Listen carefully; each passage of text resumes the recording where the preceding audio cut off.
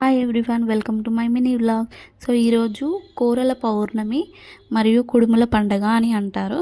So దానికి ఈ process అయితే ఉంటుందన్నమాట.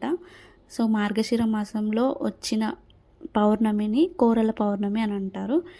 పౌర్ణమి రోజున కోరల అమ్మవారిని పూజిస్తారు, అందువలన కోరల పౌర్ణమి అని అంటారు. ఈ కోరల అమ్మవారు ఎవరు అంటే సాక్షాత్తం చిత్రగుప్తుని వారి చెల్లెలు అన్నమాట.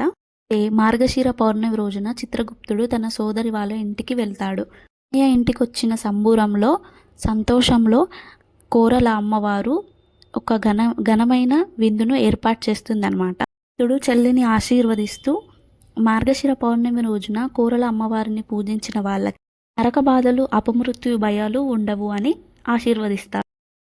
ఇది ఒక చిన్న స్టోరీ అన్నమాట.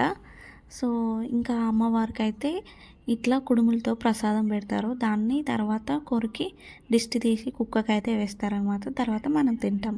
స్టోరీ ఎలా ఉంది? Thanks for watching.